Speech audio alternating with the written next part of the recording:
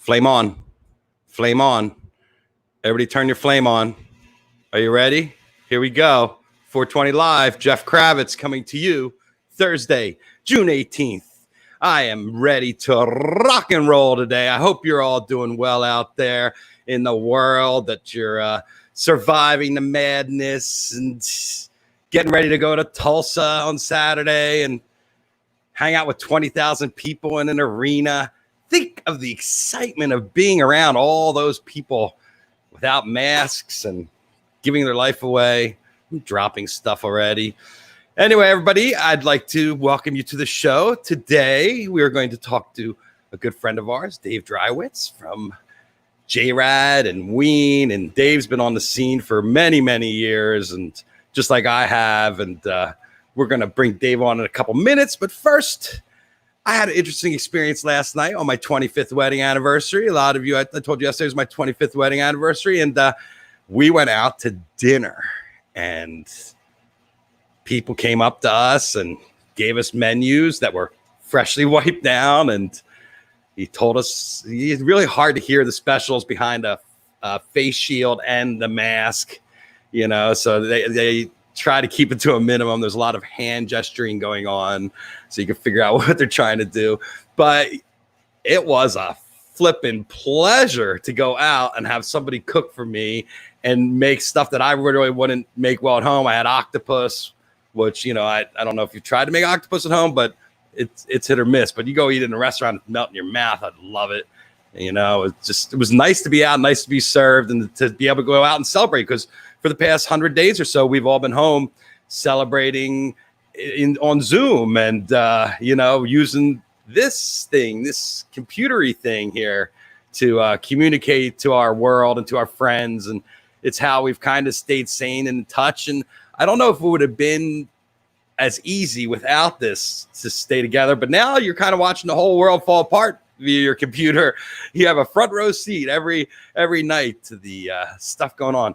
Did I disappear? Am I not there, Kristen? Oh, where'd I go to dinner? Oh, we went to Voltaire in Brentwood. A nice little steakhouse close to the house. I wanted to go somewhere I knew would be good. And I knew it would be nice and clean, and I knew that there would be lots of space, and they had an outdoor area and stuff like that. So, you know, we went somewhere where, you know, there's a lot of options.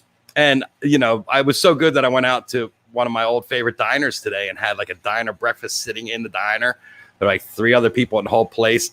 And that was like a come to Jesus moment, because that's a normal thing you do all the time. You know, where you go out to a diner, you have a little breakfast or something and hang out.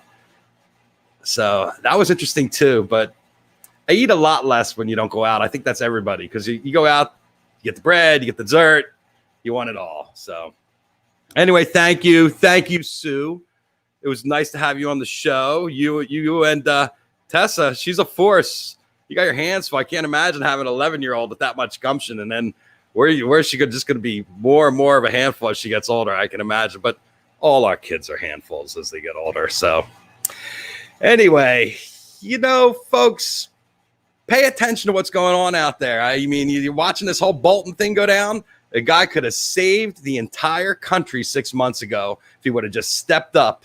And now he's telling you a bunch of stuff that we all knew was true. We all knew what was going on. And here we go, get in our face. So don't buy the book, but understand I'm just going to read what he's talking about and see what other people are talking about, because I don't believe in that. But hello to everybody out there. I see you all chirping in here. I know you're excited for our guest today, so I'm not going to keep you waiting.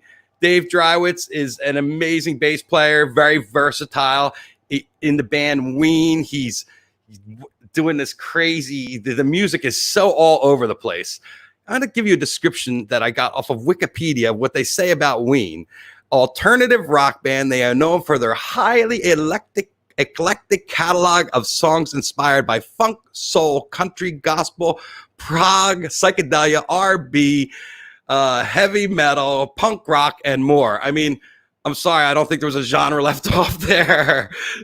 Maybe it was R&B on there. Yeah, R&B's on there. So I mean, come on, you got it all. And Dave's also in JRAD. I'm sure a lot of my fans out there know him from JRAD. So let's say hi to Dave. Hello, Dave. Hi, Jeff. How you doing? Good. How are you? Well, I'm hanging in there. That's good. That's good. How has your, you are one of the busiest guys on the planet. I see you everywhere.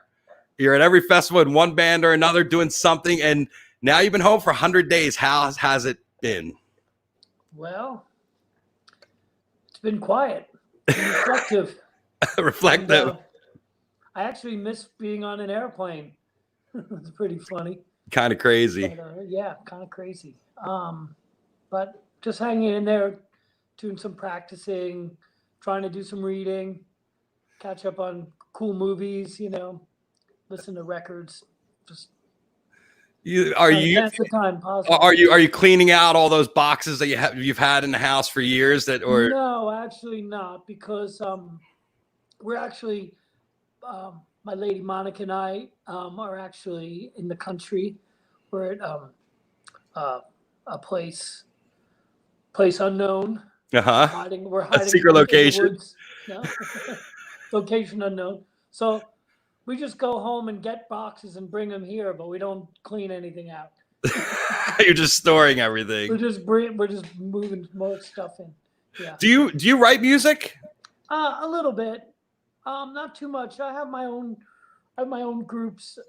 Mostly a thing called Crescent Moon. That's just myself and a drummer, and I play bass with pedals and make it sound like a guitar. And a lot of the songs are from an old band I used to have called Instant Death. Nice band name there, Dave. Yeah, well, it's like instant cereal, instant cream of wheat, Instant Death. And amazingly, nobody else took that name before we did, so we had it. That's a good one. Yeah. It's the opposite of instant karma, I guess. Maybe someday. Well, it's funny because I did some YouTube searching to see if there's any Instant Death on YouTube, and there's a little bit, but there's a few other bands with the same name. One of them was great. I found there was a bunch of Scandinavian dudes with long blonde hair wearing shorts. We are Instant Death. Definitely wasn't our band. That's classic. So what were you in the middle of? What were you in the middle of when you heard about that you weren't going to be, everything was canceled? I had my bag packed to go to the airport to go and play with JRAD. We were going to do, we had 4 shows: Grand Rapids, Madison, Wisconsin, and 2 nights in St. Louis. And my suitcase was packed, and we just we had a band phone call and decided. And I guess it was the Wednesday after the Tuesday night at Madison Square Garden with the Allman Brothers thing. It was that Wednesday we were supposed to leave, and that was the day we kind of decided, like, well, if Harvard and Princeton are closing down their universities and Yale, maybe this is something to think about. So yeah, well, I think the NBA was the one thing that made everybody go, whoa. Once they closed the doors, everybody was like, wow, this is really, really serious. Well, when we made the decision to cancel our trip, nobody else had canceled anything yet. So it was kind of like we were trying to discuss, what should we do here? And we all had wished some governing force would come and tell us, you can't do this, or the Board of Health for those cities we were going. Oh wait, were you looking to our leaders for some advice on what to do in an emergency? Well, not that leader, not my leader. I guess more like the promoters of the shows in the cities that we were going to. We were trying to figure out, because nobody really wanted to step up and call it. We thought about the fact this could be the last time we have the opportunity to make this decision. But it was amazing because we called it, and then everything, I knew about a band that was on tour in Europe, and they went and did one show, maybe not even, and just came home. And everybody just came home, and it was like that day or the day after, we made the decision to not do our run. So it was smart. And there was a Ween shows in Vegas scheduled for the next week, and that was still on at that time. Right. So everything was still on. So we made our own decision, and then it seemed like the whole world kind of followed suit after.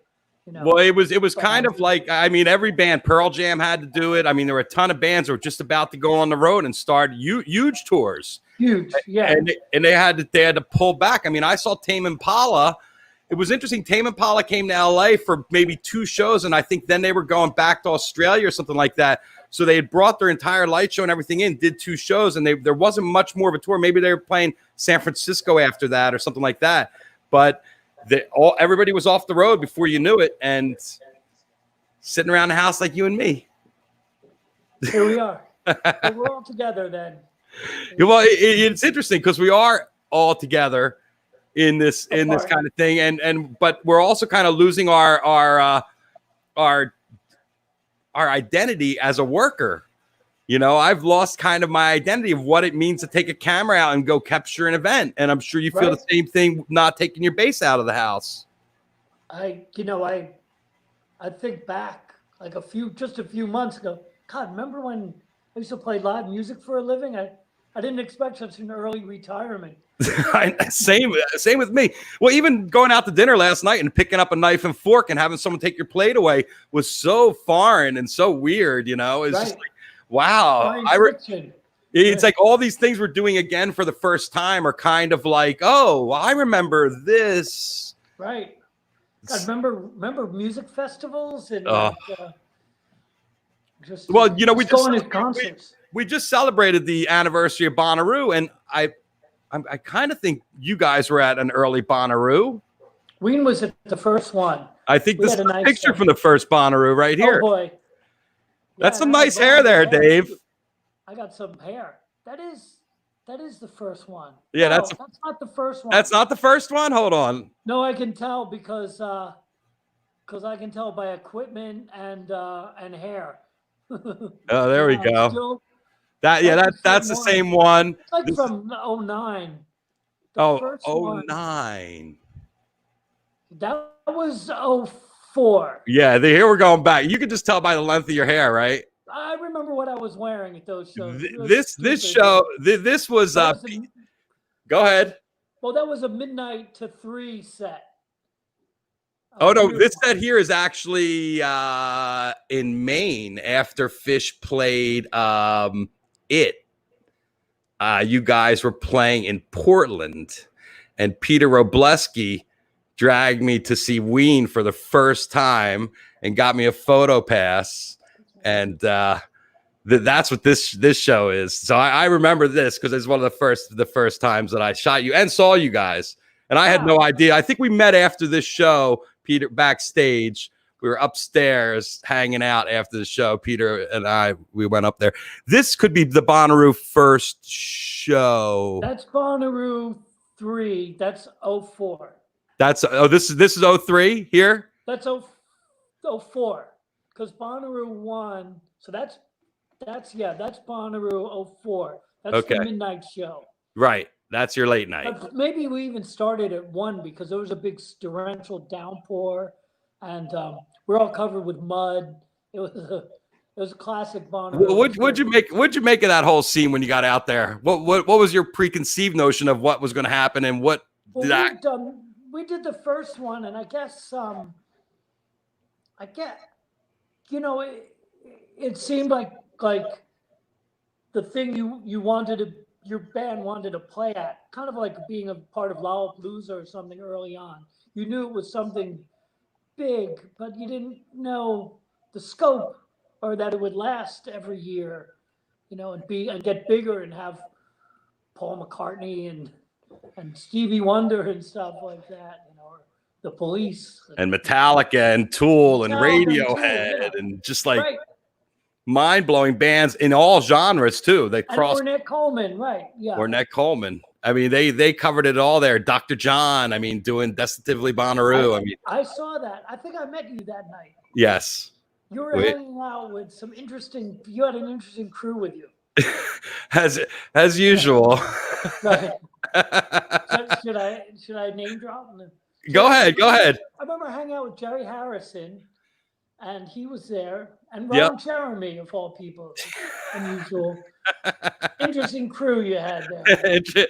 Yeah, Jerry was part of the crew. Ron was probably just hanging on because Jerry was there.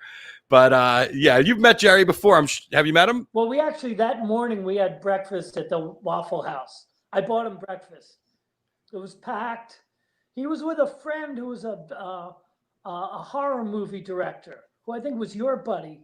Were they? Oh yeah, staying with my you? friend Martin Shore. Yes. They were staying with you, I think, because Yeah, we I were don't know. we were all in an RV.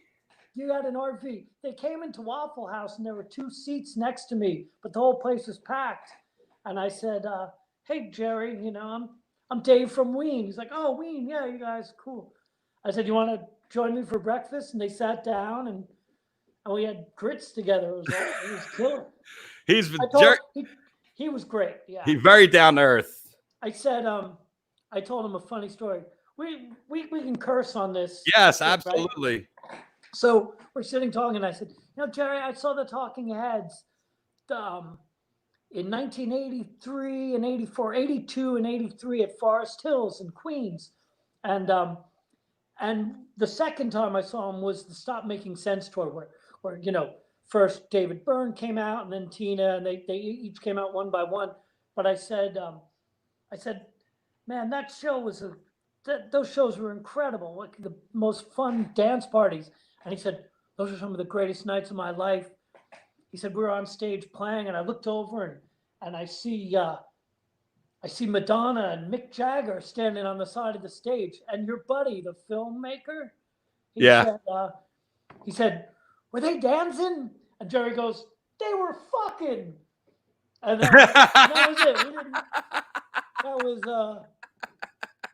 That was it. We didn't ask. Like, hello. What do you mean? We just left it at that. That was a good enough answer.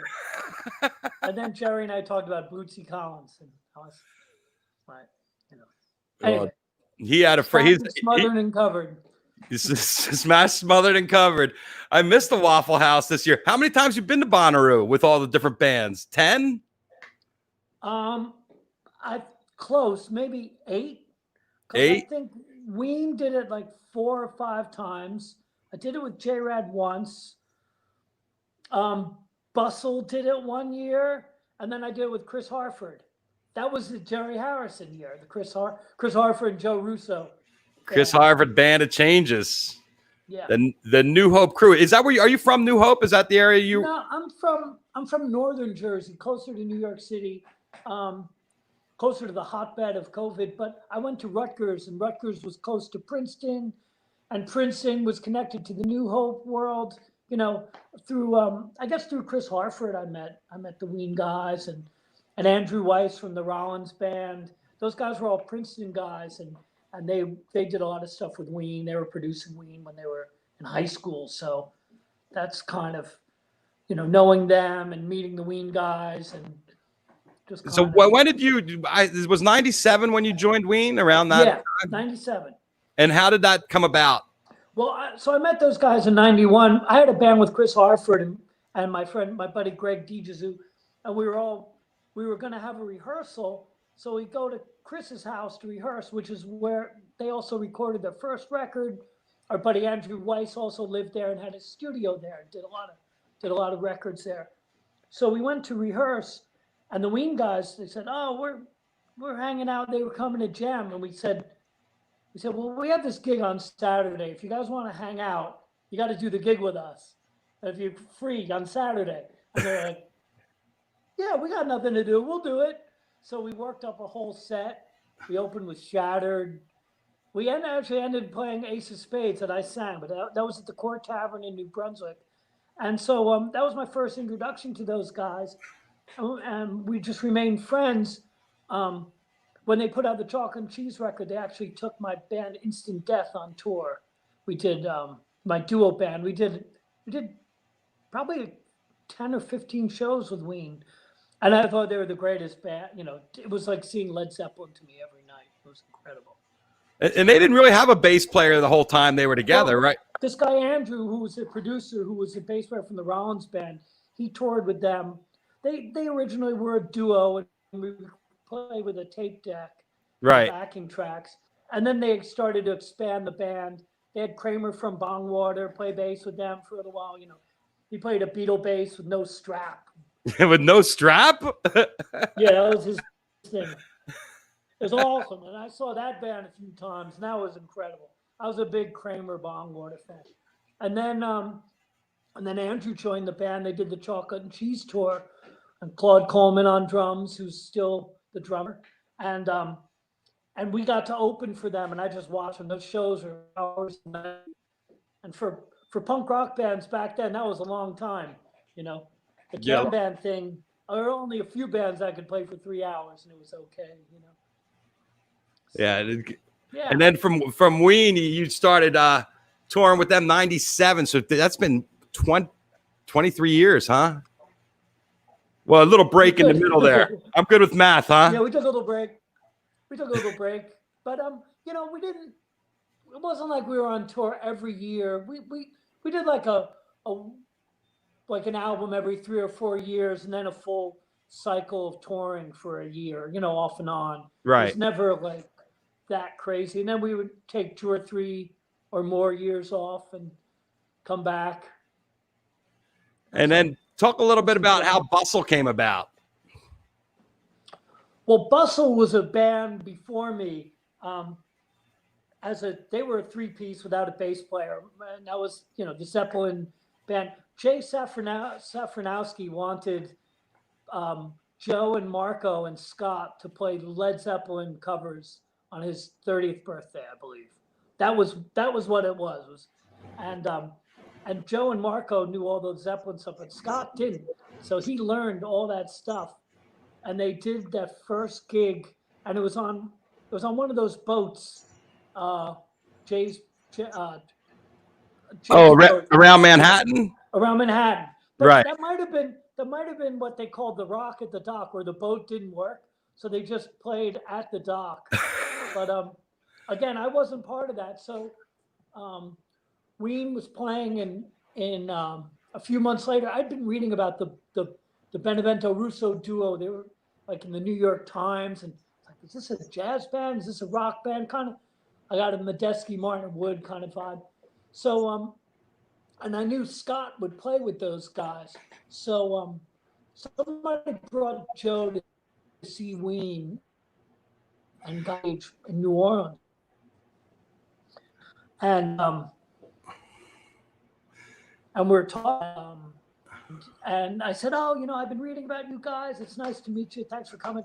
And then I said, by the way, if you ever need a real bass player for the Zeppelin band, I know all that shit. That's my shit, you know.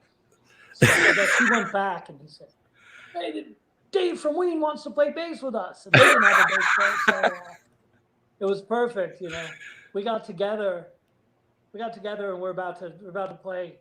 And Scott said, so this song is in D. You know how? I said, what? I said, count that off. Oh, we played The Song Remains the Same.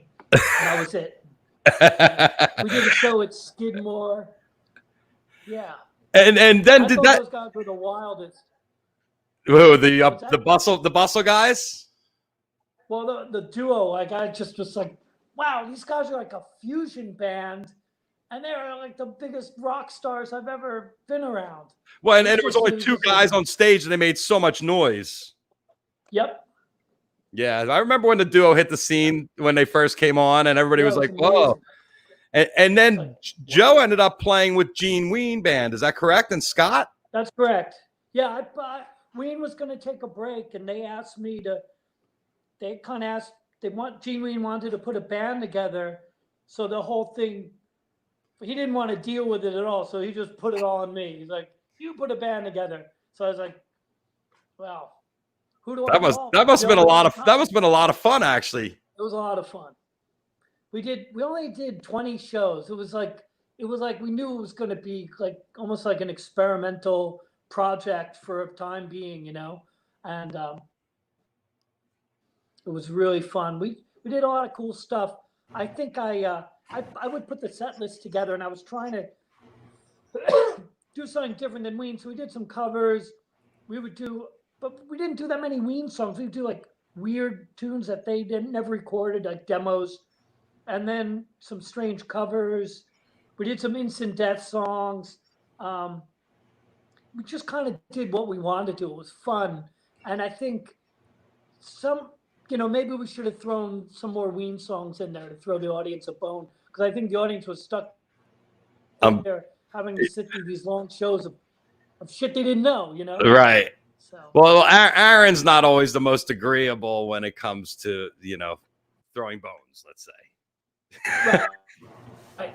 But he was pretty open about stuff that band wanted to do, and it was pretty cool. It was an interesting thing. I look back and I'm, because I put them together and would write the list. I even road manager. It was way too much stuff. It's a lot of work. So talk a little bit about Bustle making the transition to JRAD and how that came about.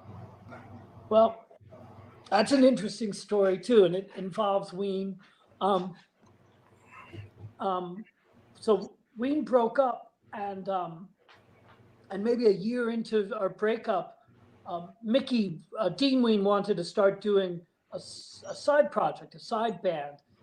And I don't even know if he was aware of the Gene Ween band, but he said, I want to start the Gene Ween group. And he wanted it to be Scott and Joe. I was like, the perfect band, So funny, right? So yeah, absolutely. That band got asked to do the Freaks Ball at the Brooklyn Bowl. And Bustle was going to play. I think we were going to play a night as Bustle. And then the next night was going to be the Dean Ween group, the new Dean Ween group. So maybe a couple of months before that was supposed to happen, Mickey decides he doesn't want to do this Freaks Ball at all. He doesn't have anything ready. We don't have a band. He doesn't want to do it. And Joe had been playing with Further, so Pete Costello asked Joe. He said, "I know you're in Further, but Freaks Ball wants to know if you do a Dead thing." Joe thought, "No, I can't do that. That's, I'm in Further. I can't do that. But it would be interesting to play these tunes a little differently. Let me ask the guys, or maybe he asked the people, the Further camp, and they told him it was cool. And then he asked us. He said, I don't know if you guys are interested, but we could do this, just a one-off gig, see how it goes." And we all agreed to do it. We brought in, and Tommy was part of that, and so we just did that show, kind of just a substitute. I remember getting a hold of that. I remember getting a hold of that tape afterwards and being like, "What the fuck was that?" Well, some people, I did the best I could because I didn't really know the music that well. I had seen the Dead in '83, but I didn't know the music, so I remember like completely blowing the Slipknot riff on bass. And in the video, I've seen the video, Metzger looks back at me like, "What the fuck was that?" It was horrendous. So, I felt like, B-, we were okay. But apparently the rest of the world thought something else. So well, we didn't do it in second gig until December, till like the end of December. So we waited a good 12 months. Well, wasn't that the status of everybody in the band? They weren't really that familiar outside. And Joe wasn't that familiar when he started Further either. Yeah, that's true. Tom knows. Tom knew it. Tom grew up with it. He was the only one really. And you could tell in his playing too. Yeah. Yep. Yeah, he had to. Yeah, and I've seen you after a JRAD show or two, and you're actually kind of sheepish about playing that music. You're like, "Oh, geez." Well, I just want to do the right thing, and I take music seriously as a fan and a listener, and I don't want to be jiving that music at all, especially because, especially the fans are the greatest. That's the greatest band fans of all, right? Yeah. Oh, yeah. I don't know any. All fans are great. Let's face it. But Dead fans have They have a special. The Deadhead is definitely a unique fan that has a lot of passion for the music and a lot of knowledge about music, Right. too. So when you go in there, you can't really go in there and not know what you're doing. Right. And it is a study because Phil was a very unique bass player. I think it's really hard to mimic what he's doing or try to get in his head because he makes a lot of choices that a normal bass player wouldn't make coming into the jam. And that's a lot of what drove the Dead, too, was a lot of Phil's innovation in his approach. Absolutely. I couldn't agree more. And that makes it challenging and fun too, because I studied a lot of jazz, and in that music you get a structure and you're able to kind of create off the structure. It's not set. Some things are, but most of the time you have a parameters that you can work within, and the Dead to me was it's like a jazz band. It's like a rock and roll jazz band, like a jazz band that plays rock and roll, or vice versa. So his approach was very much like a jazz thing, because I know he was into, avant-garde composition. He studied with the great composer Luciano Berio, and so he was coming from a different place. So playing that music, it's wild because playing bass in it, it's really open to what you can do. And as a bass player, a lot of times you have to play with restraint and taste and play less is more. Unless you're playing in the Grateful Dead band, then you got to overplay, like all the things that you're not supposed to do when you play bass, like play too busy or play too much, is absolutely required to play the Dead music. To play it, I don't know if there's a right way, but to play it with I don't know, just how it's supposed to be. In the spirit is what you're trying to say. In the spirit, yeah. Well, I definitely think that it's a lot like jazz. There's a riff. They come back to the riff. They divert from the riff. They play the riff obliterates into something completely different. Yeah. I mean, and everybody in JRAD is definitely jazz.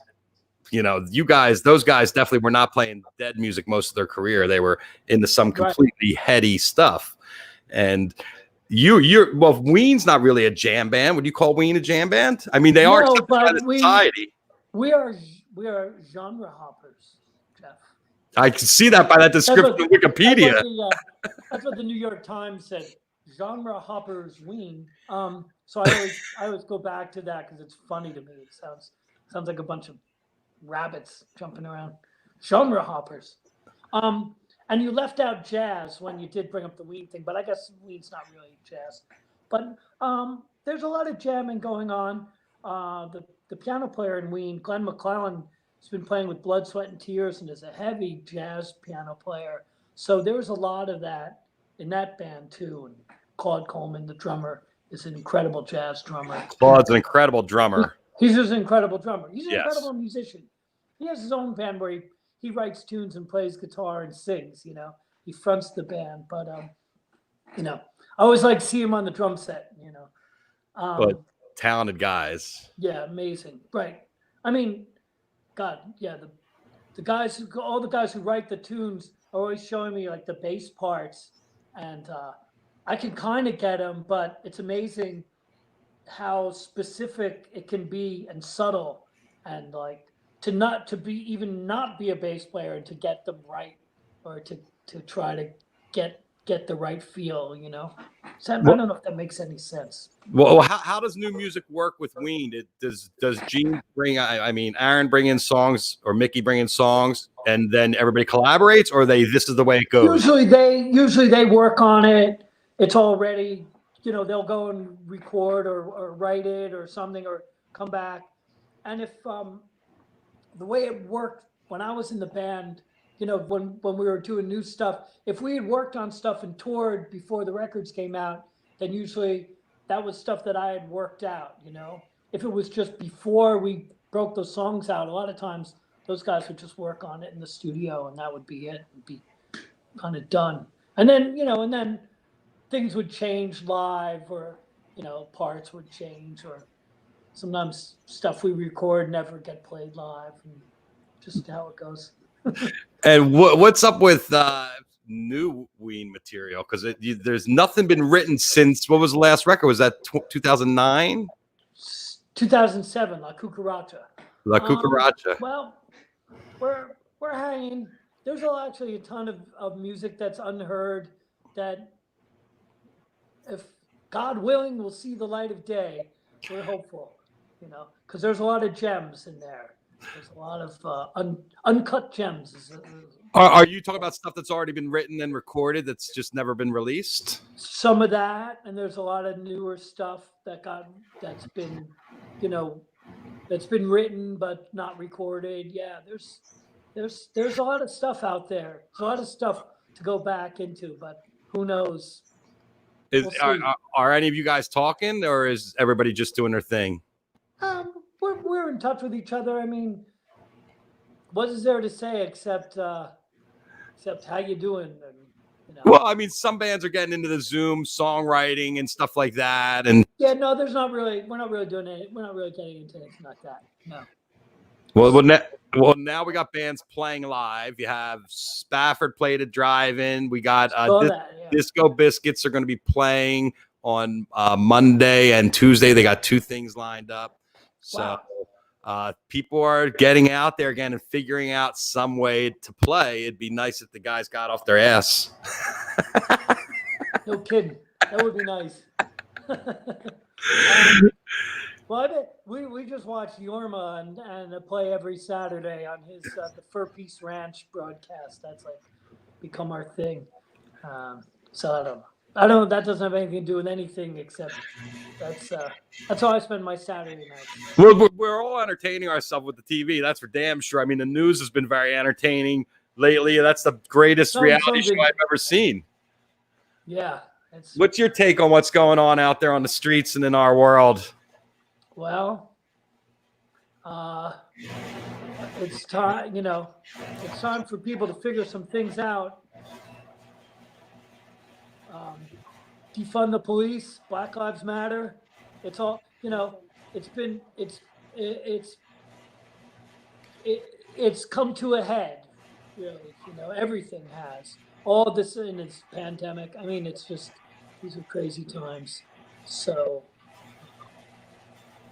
yeah, it's kind of trying to just every day I'm trying to make sense of it, and it gets harder and harder. Well, that's the hardest thing to do, is to make sense of it, because it's nonsensical. Right. Let's roll to a couple of the fan questions. Mike wants to know, did you learn the Dead tunes from sheet music, or did you just play along with them? Good question. Mostly playing along and then making my own notes. I didn't really learn from sheet music. I did a little bit. I guess when we started doing it, Marco had a bunch of tunes that he had gotten from playing with Phil and friends. When they would, guys in the band, the road manager would walk around and say, "Do you need anything?" And Marco said, "I need everything." So he gave him like a stack of charts. So when we started doing it, I made Marco give me that book that he had, and I Xeroxed it and used some of those charts. And those were the charts that Phil and Friends guys would hand out. But then most of the stuff I had to, I spent a lot of time, and still to this day, like, practice a lot of that music just to go over it. So, because if it's in there automatically, then it's easier to improvise and be creative. If you have to pay attention to something else, it's harder to get creative and to let the music flow. So really, from listening to the records, I learned most of it, and it's an intense, deep study that doesn't end. I still, even now, I've been working on some of the tunes. There's certain tunes that are really hard to me to retain, so I just go back to them and go over them over and over again. Well, I really think that with learning those Dead songs, I mean, they seem so simple on the surface. It's just like, oh, it's just this note, that note, that note. But then when you get into them, there's so many layers and so many different things that can happen in the songs. What's been some of your biggest revelations about your approach to music that you've taken to other projects and stuff? Good answer. Good question. Well, first of all, if anybody knows, if you know anything about music, time signatures, most music is in 4 or 3. And unless you play into weird jazz or weird rock or certain things, you don't come into odd time signatures until you play in a Grateful Dead band or Tool or something, or Rush or something like that. So one thing it did, it got me playing, and I can play in 5, I can play in 7, I can play in 11. These are things that weren't in 10. They just weren't there, and I didn't, I mean, I've listened to King Crimson my whole life, but I didn't know how to count it. But now I can, and I got to a level where I was pretty proficient playing with Ween and doing other projects that I did, but I had to spend so much time practicing to learn this Dead stuff that it made me a way better bass player and musician. Just having to get with my instrument and got my technique better than I ever had before, and really opened me up musically, and it was a lot of work, and it still is to this day. I work really hard to just make that music the best I can. Try to do it with honor, but also bring something original to it, and keep the people happy and dancing, so they keep coming to see us. I have to. That's a great honor. So I have to return that honor by working hard and making it the best I can. So it's so I always practice the day of the shows. I'll run through every song in the set at least once, maybe twice if I have time. I mean, we go and sound check and practice, and then I go into a dressing room by myself and stay there pretty much till showtime. I might pop out to get some food, and there's a few days of practice before that. So I'll be sitting in the back of the bus practicing with my headphones and my little things, and I spend a lot of time with that. So and you guys take that music so far outside of the original structures. I mean, you're really in totally original and interesting space. Right. So it's really important to know that stuff, so to know how to get back to it, because things happen that we get so out there, but then the music's supposed to go a certain way, and if it doesn't, that's a disaster. So it's really knowing it enables the craziness to happen, and the really out there stuff, which Joe is always encouraging us to take it, pushing it, taking it to a new level, taking the music somewhere else. And he really he has a vision of how he wants it to go, but that vision is open, because it's he just wants it. He wants it to go. He wants it to go, and sometimes I'll be playing, and trying to just get into a groove or lock it down or simplify it a little bit. I'll say, what are you doing? Stop. Be Dave Dreiwitz. Stop. Stop trying to hone it in so much, because let it go. So, okay. Well, here we are. What Mark Chaldon is asking: have you met the man himself? Funny, I have not. There's been a few interesting times, like JRAD with Phil played, and they thought about having me come and jam, but Phil's one bass player, that's it. I'm not. Well, he did do 2 bass players once. There's a few times I've seen him do a bunch of bass players. Or, there was that jammies with Les Claypool and Mike Gordon. Right. I've seen him sit in with Mike. I've seen Mike and Phil, but it's kind of awkward to have 2 bass players on stage. Well, I thought about it, and I tried to imagine okay, I'm 75. I'm gonna go sit in with a Ween cover band. The last fucking guy I want to see is the bass player in that. Get the fuck out of here! I got this. So I thought about that and it made sense to me. So but I have kind of wanted to meet Phil if he has any kind of he has complimented the band. We did an acoustic set at the Brook and Bowl. I was playing upright bass and we did Terrapin. And Metzger played with them next week and he didn't say anything specific, but he did say to Metzger, he said, "Oh, Terrapin acoustic, very ambitious." And that was as much of a compliment as probably we were going to get. But So this is a catalog you weren't familiar with. What are some of your favorite songs? oh my God, all of them. Really? Well, I mean, Is there anything you don't like then? No, just some things on the set list I look at and I cower a little because I'm afraid.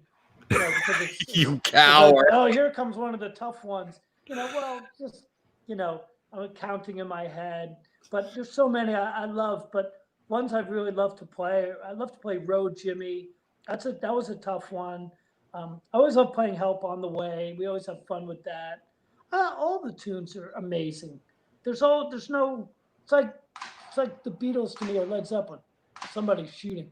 There's no. You hear that? Yeah. I think the militia's training for something.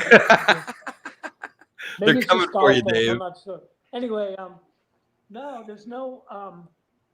God, I love playing Tennessee Jed and everything. All the tunes are so fun to play.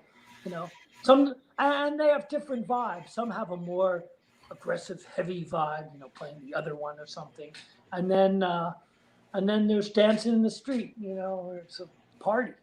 Right. It's awesome. It's a party. Now it's been noted that there are some other bands that make a living playing the Dead's catalog that tend to keep the tempos very, very slow. And JRAD's kind of the polar opposite. Like, you guys take the Dead music places it's never gone before because of these crazy tempos. And, Tom or Scott or you or Joe or Marco just kicks it into high gear and it's like off the races. So, I mean, I think maybe a lot of those bands that play Dead music never listen to too much punk rock. I don't know for sure, but maybe that has something to do with it. Maybe. I don't know. We're a bunch of guys from the East Coast who love Zeppelin, and all our training, it wasn't just the Dead, and that's a difference. That's what makes our band a little different, because I think a lot of Dead bands, like maybe mostly what those musicians listened to was the Dead. I don't know, but that's. Well, I think if that's your lifestyle and it's your music, it's probably something you've been studying a long time, and that's true for a lot of these bands. And I think that's the most unique thing about JRAD is how nobody was really into it. I mean, when I heard the story about Joe Russo getting 60 songs from Phil Lesh and invited out to San Francisco and being like, I never even heard this stuff before.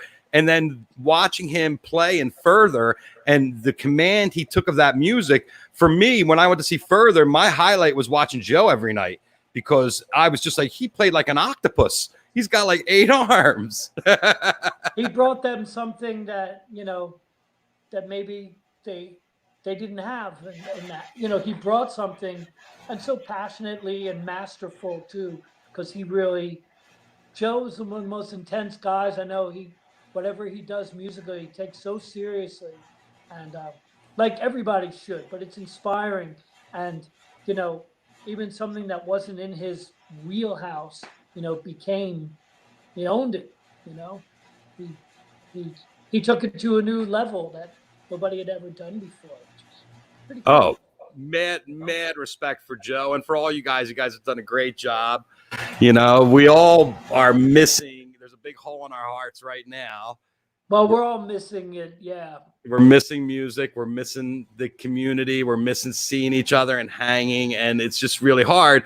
But fortunately, we can communicate and we all know that we're all together and we're all chomping at the bit to get back to it. Right. So, yeah, I think it'd be great if Ween came out with some new music. I'm sure all the fans and even you are probably on the same page.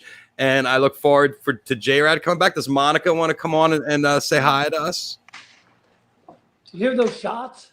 Do you hear that? Yeah, what is that? That's hi, Monica. Hi. Here, I'll make the it's picture a little fucking bigger. Gun is what it Is it a gun? Yeah. It's the neighbors with their guns. They're Oh, that's good. training. At least you know you're they're safe training if for the anybody comes revolution. down your street. Well, you know.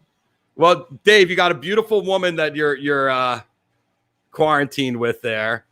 I want to know who's doing all the cooking. Oh, really? Wonder we've learned to cook. Yeah, We've learned to cook.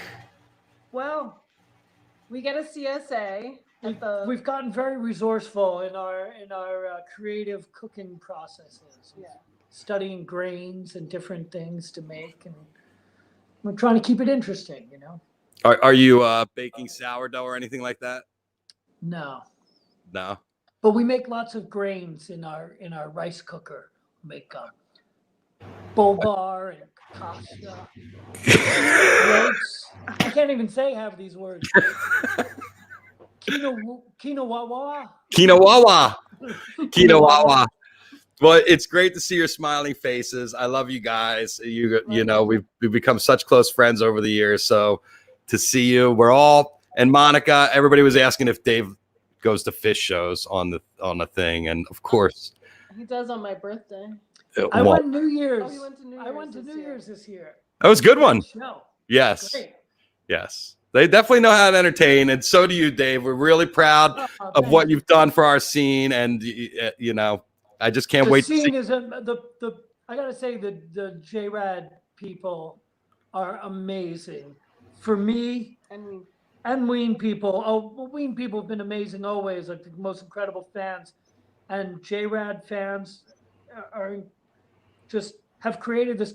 Both groups fans have created communities that have nothing to do with us. They're like their own subcultures, and it's amazing to me. And I've met people, and I know some of the people from this, and it's the most beautiful, loving thing. And when JRAD's playing, I look out into the audience, and that's my show. That's like my inspiration. People in the front. And, Well, there's a lot of happy, freaky people at the JRAD shows for sure. Well, thanks, guys. Stay safe, and I look forward to seeing you face to face soon. Soon. Absolutely. Absolutely. All right. Thanks, guys. Thank you, Jeff. All right, Dave. People out there. Bye. All right. There you go, guys. What a sweet guy, right? Dave, Monica, thank you for coming on today on 420 Live. I hope everybody enjoyed the show. I have some notes for you. We are doing the contest on my Instagram for the bong and for the mug for Father's Day. We are going to extend it till Sunday now. So you'll have the Sunday to go on and follow the directions on my Instagram. We're going to send those guys a solo pipe, because who doesn't need a nice solo pipe?